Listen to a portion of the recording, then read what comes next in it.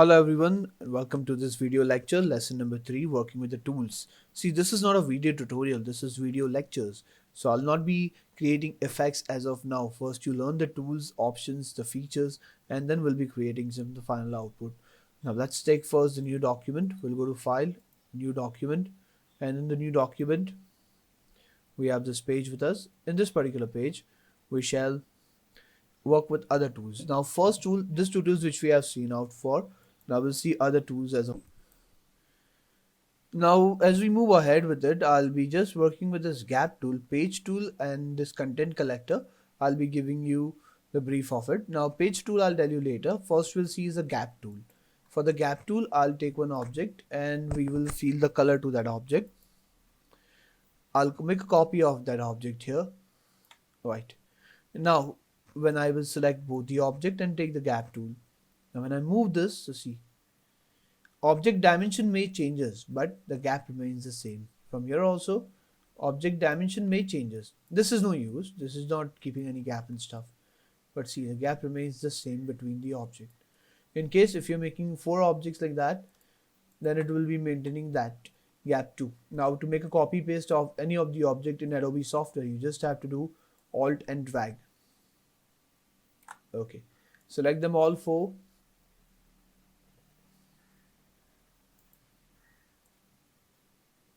See, we can move out with the further. See, the gap remains still the same. See, you got this? The gap remains exactly the same. This is how the gap tool works. Next is the content collector. For that, I will draw one content. For getting a ready-made content, I'll go to type, fill text with a placeholder. And after that, I'll take some new pages.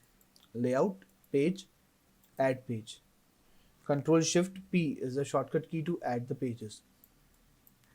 Now I want to collect this content and place it somewhere else too. I want to see kind of a map of a pages and all.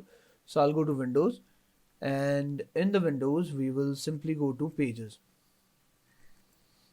Inside the pages we will go to content collector. So first of all we will simply take the content over here. We just click there, it came here. Now I want to go to this page. I'll double click here. I can just take this tool, content dropper, and I can drop that content right here. See, but it can be done only once. Now content is here also and content is here also, so you can put the content at the two places. It's kind of a copy paste, but copy paste has a drawback. If you copy and then you do some work and you copy some object B also, then object A get erased. In this one, once you put this inside the content collector, it remains here and you can just drop it again whenever you want to. So that's an advantage.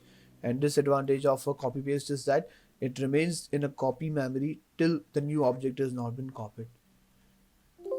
See, once again, we have collected this. Now I would like to go for some other pages like this. Double click. Just take this and you can have it here. See, you can just take this and you can take content dropper and you can drop it here. Right? So you can drop the contents right over there. So one content can be placed at the multiple places. Next, the type tool, very important tool as far as InDesign is concerned, because it is all about the news and the articles. And news is a very famous word for everyone's life. You know, we all say what's news and one newspapers and many things we go around. The newspapers are the traditional stuff and the key of the newspaper is the text. As you are doing a practice, so I know that you will not have articles or you won't have a time to type those articles. For that one, you will go to type and you will go to fill text with a placeholder. Okay, you'll get the ready-made text. Now in this ready-made text, I'll be selecting this, or you can select them all and you can increase the font size of this text too. So you can select here and increase the font size.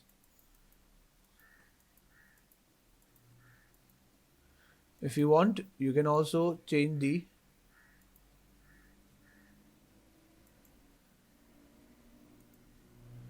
font shape over here. Right over here. font face, which we call, and font style. If it is available, you can go ahead with this. If you want to make it all bigger capital, it will be bigger capital. If you want to make it the, let's say, superscript, so we can select them and we can go to superscript. If you want to go for this and you want to keep this as a subscript, so you can keep this as a subscript. Now see, once again, you can select them here and you can keep this as a subscript. If you want to keep it as a superscript, you can go for this as a superscript. The same option has been given here in the dialog box too. Okay, same option has been given here, which we'll do it in detail while working with the newspaper, because if I'll just show you the changes been happening here, like a leading and all, so that will not be making any kind of use of it. It's just creating a gap, it's just reducing up the gap. So while making newspaper, I'll just show you the live examples in a practical way how to work with this all options. Okay, thereafter, the next tool that we have here is a type on path. For the type on path tool, we must need a path. For that one, we did the pen tool. We'll take a pen tool. Let's make one path. Let's make a zigzag path over here. Enter. Type on path tool. We click here. And then we type the stuff here.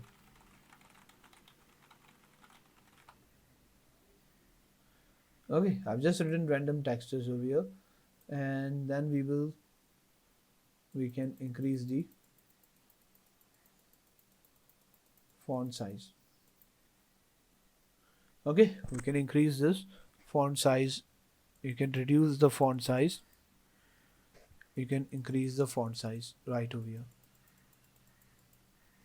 Okay, you can increase the font size and decrease the font size on path.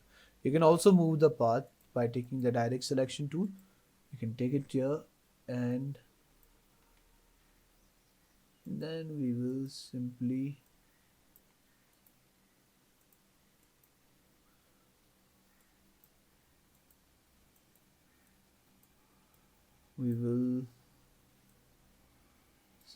place it down to the moment which we want. See, you can also change the moment, the text will be moving along with you. So that's the advantage of it. As we move further, this is line tool. It's very important to divide the articles. We'll be needing this to divide the articles, and of course all the options which we have in the stroke, that will be applicable in the line tool. You can increase the thickness. See, right down over here. And then we will move further, and I need to clear everything out of my page and work area, so I'll hit Ctrl A and then delete. It's a universal rule, every software follows the same. Now this tool which we have is the pencil tool, smooth tool, and then eraser tool. Pencil tool will do nothing but the scribbles. It will be helpful sometime for making a line drawing or raft or something like that, but it will not be useful that much all the time. But when you need improper designs, you will need a pencil tool for the same. Next tool, we have a smooth tool. Smooth tool is used to make an object look like it's been drawn with the hand. For example, this is the object. I'll put a yellow color. Now we'll take a zoom tool. We'll zoom it in here.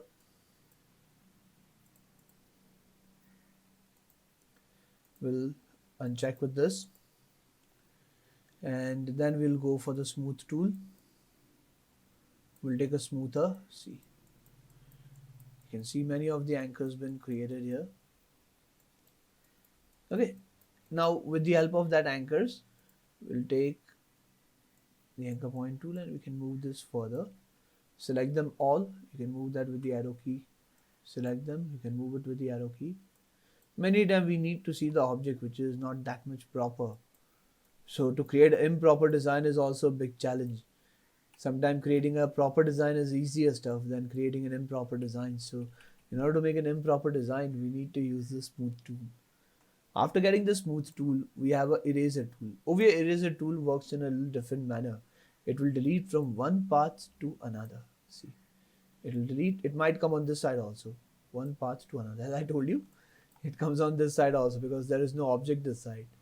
If I click here and then here, it will go for this. If I click on here and then here, see, and it goes for here. It's very tricky here to work after, but as long as you don't have a full field object. If you have a full field object, then it goes proper way. Okay, so cutting down the object is very useful to go with the pathfinder rather than going with the options of eraser tool.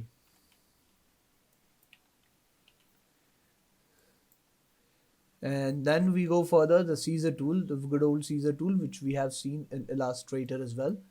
We will provide it here. And then we take direct selection tool and we can move this object here. See, they both anchors are connected to each other. Both the anchors are connected to each other. If we wish to disconnect, then we have to go for Caesar tool. Take a Caesar tool and disconnect it. Now take direct selection tool, click it here. See, it would be disconnected.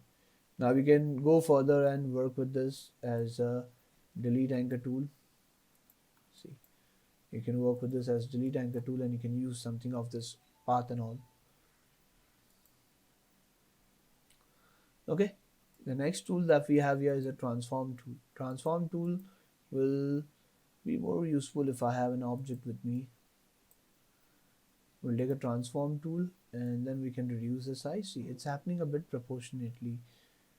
Okay, and the big thing about the transform tool is that when you hold down to shift and move the object, it will be moving the object in a proper degree. It won't stop anywhere. See, 90, 180. See, I'm just holding down to the shift and moving the object. That's it. It moves in a proper way.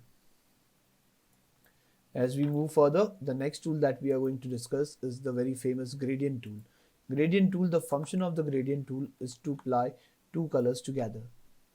The function of the gradient tool is to apply two colors together, two or more colors together in a particular object. We will click here and then we go for the gradient tool. Now make sure first of all before you apply the gradient tool that you have selected the stroke or the fill.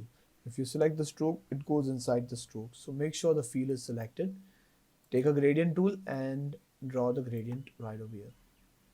You get the colors for the gradient. You can draw like this. You can draw like this. You can hold down to shift and you can draw.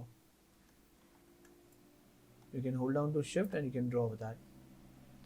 Now when you go to Windows, and in the Windows we shall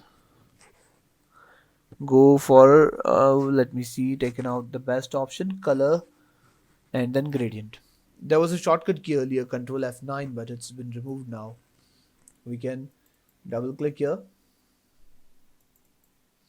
and change the color. We can double click here and change the color. In order to add more color, click here, add the color. See here again unnecessary bucket is created, so just drag it down. One more unnecessary bucket has been created, just drag it down. And I want to just change this black color to something else. Double click. Come here, CMYK and change the color. To maintain the gap and the flow between the colors, you gotta come here. Smoother or sharper. Smoother or sharper. See, you can move ahead with it. And you want to change the location. I want to keep this more over here, but in the proper gap. So I'll put it out for the 20. See, I want to keep it in center, so I'll put it on the 50. It'll be properly gone for the 51. If you want to make this to the radial gradient, it will be in the radial gradient. If you want to change the angle, then you can go to linear. You can change the angle to 88 or something. You can change the angle again to 133 or something. Right, whichever angle you want to need it according to your design need and requirement, you can go ahead with it. We will simply move it here and we'll simply move it here. Okay, thereafter we can go for the next tool, that's a gradient feather. In the gradient feather, see, I'll just keep this on the border so I can show you what the gradient feather exactly does. You can go to gradient feather and move it out. See, it makes the gradient softer as the direction line advances further. It makes the gradient softer as the direction line advances further. Okay, so it will just apply the gradient tool. Okay, so as we move further, for the next tool is a node tool. Node tool is very essential because node tool will put a note. Now, for example, in a newspaper company, your job is to place advertisement. The second team's job is to make the proofreading. Third team has to make it ready for the printing.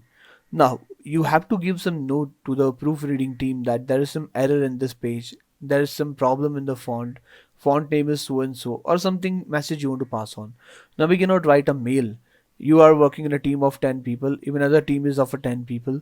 So you cannot write a mail to all the 10 peoples. Now, in a day, people everybody will get a 10 mails. Then in a 10 days, they will have bunches of 100 mails. How to trail the notes if they want to take the backdated notes? So it's better that the message should go along with the file only. It is always a better that the message should go along with the files only. Then we go for the type tool, and then we have to go for the note tool. We click here for the note tool, and then we'll say, please look after the font, it has some error. This message I want to pass on, and I've closed it.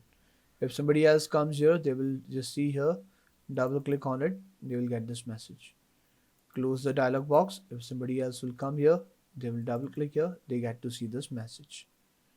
Okay, so this is how you leave a messages. This is eyedropper tool, which we saw. This is zoom tool, which will zoom into your object. This is a hand tool, which will pan your view. And to make this view in a full screen, we're just going to do Control 0. So this is what the entire tool includes, except the page tool. We have done all the tools. Then the attributes of a type tool, which I'll be showing you in the practical sum. Next time, in the next lecture, lesson number 4, we'll be doing with the essential options using the InDesign. I'm sure you're going to learn it. I hope you understand the tools which I have been taught to you. If you have any doubt, feel free to come back to me. Till then, do the practice and happy learning.